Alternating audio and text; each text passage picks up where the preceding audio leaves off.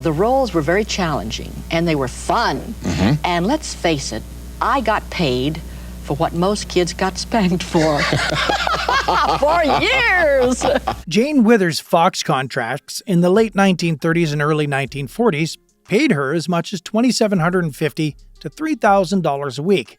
In 1937 and 1938, her films ranked among the top 10 U.S. box office hits. Those were adult star paychecks. But as a minor, she had no access to her own income. All accounts were controlled by her parents, Walter and Lavinia Withers. They decided what she could actually spend. In 1938, her personal allowance was just $5 a week. By 1941, it was raised to only $10. At the same time, Jane was generating million-dollar business for the studio, and her contracts were worth tens of thousands of dollars per month. Fortunately, Jane did not end up in financial ruin. As an adult, she did receive the money she had earned, because her parents had invested much of it in trusts and securities. But this is only the first story.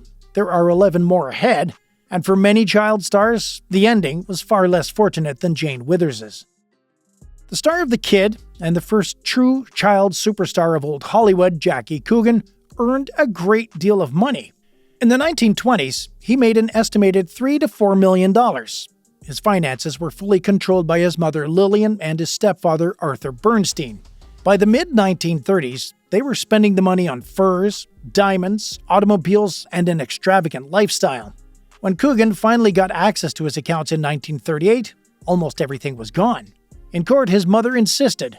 No promises were ever made to give him anything. At one point, she also described him as a bad boy.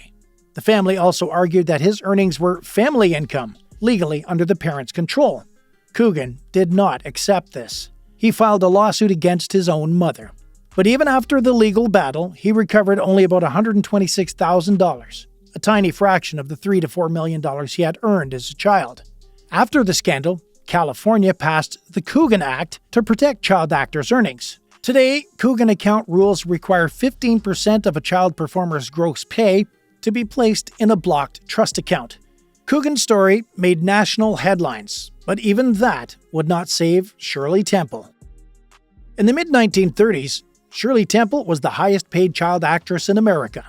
By the time she reached adulthood, she had earned approximately $3.4 million.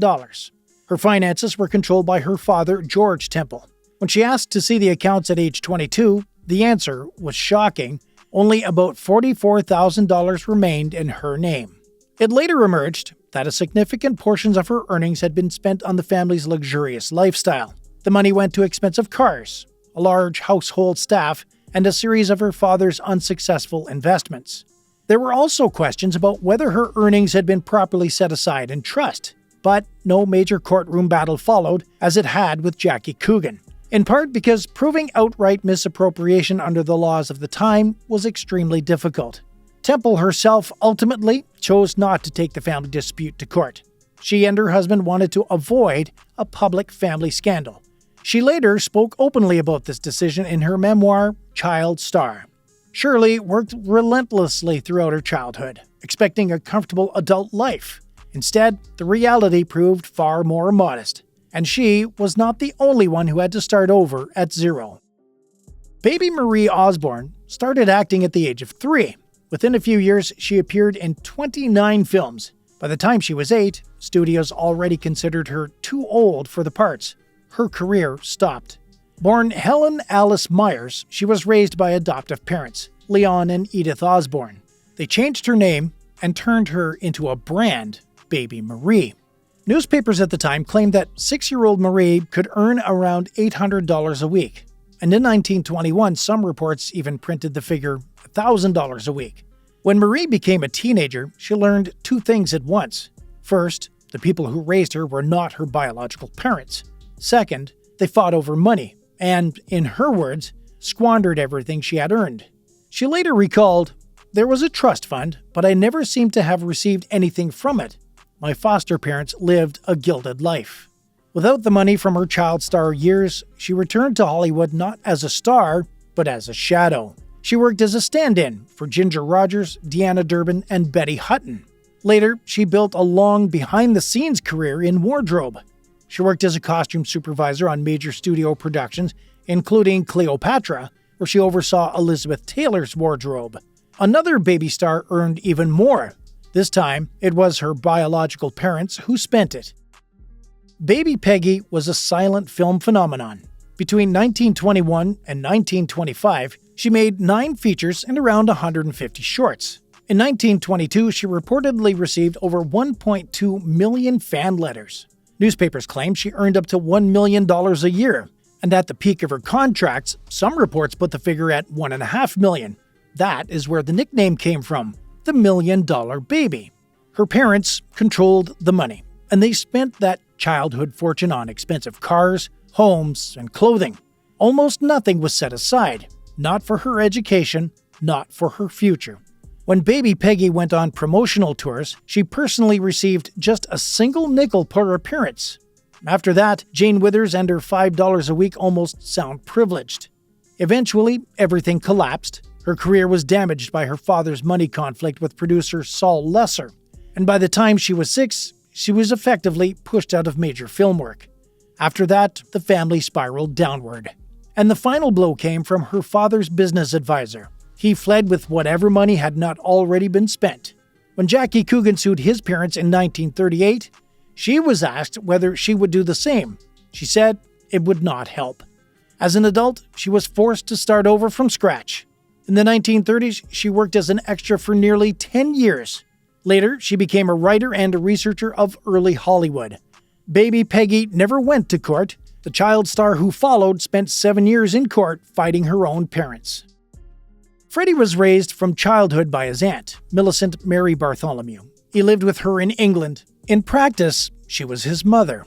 He came to the United States for his film career, and on October 22, 1935, a Los Angeles court officially appointed Millicent as guardian of both his person and his property. His biological parents, Cecil and Lillian Bartholomew, had been long absent, but after the success of Little Lord Fauntleroy in 1936, they arrived from England to Los Angeles and immediately filed in the same case to remove the aunt's guardianship. A compromise followed. Part of Freddie's money remained in trust for him, but direct payments were set up for the family. 10% of his income went to his father, and 5% went to each of his 2 sisters. In the end, the fight dragged on for nearly 7 years, and almost everything he had managed to accumulate went to lawyers, court costs, and those family payments. By the end of summer 1937, the financial drain was severe. His aunt, still acting as his guardian, demanded that MGM raise Freddie's salary after the success of Captains Courageous in 1937. She even threatened to break the contract. MGM responded with a hardball contract fight, and it kept him out of work for roughly a year. He lost major planned leads, including Kim, based on Kipling, and Thoroughbreds Don't Cry in 1937, a project tied to Judy Garland and Mickey Rooney. Freddie did not live off childhood millions. He served in the U.S. Army Air Forces during World War II, later stepped away from film and became an advertising executive. Like Jane Withers, another child star lived on a pathetic allowance, about £3 a week, while tens of thousands were being earned in her name. Hayley Mills became a Disney child star in the early 1960s. The money she earned was immediately placed by her parents into a special trust. When Hayley grew up and it was time to access the fund, the trust was almost empty. What happened? Much of it was consumed by the British tax system, as much as 91%. Hayley tried to challenge it, but in the end, she lost. In 1960, Hayley's father, together with lawyers and a banker, created a private company, Sussex Productions Limited. Studios paid the company, not Hayley, and the money was routed through that structure into a trust. On May 18, 1960, 13-year-old Hayley was made to sign a 5-year contract with that company for just £400 a year. The court later noted she was told it was for her own good, and she signed without understanding what she was signing. In the first year alone, the company received more than £40,000 for her work. Thousands more went to agents, fees, and taxes. Hayley herself saw almost none of it. Her £400 was not paid in cash. It was credited on paper, then reduced by expenses charged back to her, living costs, travel, and whatever the adults called necessary. Meanwhile, Hayley lived like an ordinary schoolgirl. Pocket money, £3 a week. No proper personal bank account. Later, she said in interviews that if she had won, she could have kept about £2 million. But the court ruled against her in 1975. Another case went to court too, but this one unfolded in the 1920s. Mary Miles Minter went on stage at about 5 years old. She started appearing in films by the age of 10. By the time silent Hollywood made her a star, adults controlled both her career and her money.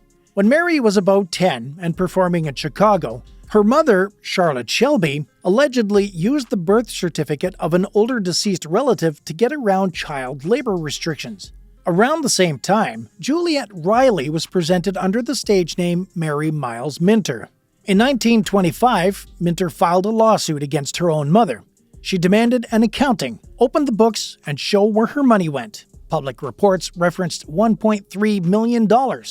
There was no courtroom victory. The case ended in an out-of-court settlement signed by Minter and Shelby on January 24, 1927, at the American consulate in Paris. Public sources usually do not say how much Minter received. She never regained her former career. After the William Desmond Taylor scandal, she effectively disappeared from major film work. In later years, she lived outside Hollywood, with finances tied to Los Angeles real estate. Decades later, even with the Coogan law already on the books, another child star would still end up fighting over money in court. Gary Coleman was the face of American television in the 1980s. Different Strokes made him the most famous boy in the country. At the height of the show, he was earning around $100,000 per episode. In 1979, a financial guardianship was set up for Gary Coleman, with his adoptive parents Willie and Edmonia Sue Coleman as his personal managers, and business manager Anita DeThomas handling the money. When he turned 18, the guardianship ended, but the assets were moved into a trust that his parents still controlled. In 1989, Coleman went to court. He sued his parents and DeThomas. The claim was blunt. Money was being pulled from his earnings as salaries, commissions, and management fees, while the assets were being mishandled. The defense argued Coleman's parents were legally entitled to 70% of his earnings. Coleman's attorney countered that part of the missing money was an unpaid loan and that Anita DeThomas used his funds to start a failed interior design business. In February 1993, the court put a number on it, about $1.28 million. The ruling went in Coleman's favor, but it still did not bring financial stability. As an adult, he no longer lived like a TV sensation. Chronic kidney disease and constant medical care kept his career from returning to its peak. He survived on occasional jobs and small appearances, lived in Utah, and in 2010, after a fall down the stairs, died in the hospital at just 42. Another child star from Different Strokes followed, and her fate turned out even worse. Before the scandals and arrests, Dana Plato was the teenage daughter that audiences knew from Different Strokes. Her case came later, after child stardom, but the money still ended up in a trusted adult's hands first. As her career declined and her life became unstable, Plato handed control of her finances to an accountant and signed a power of attorney.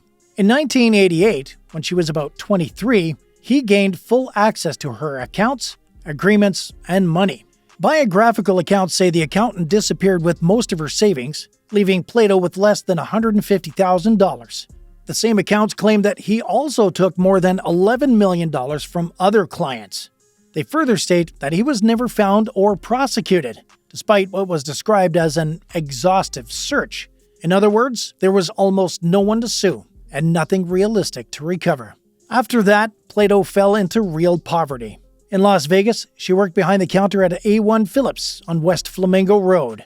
Then, in 1991 came the lowest point.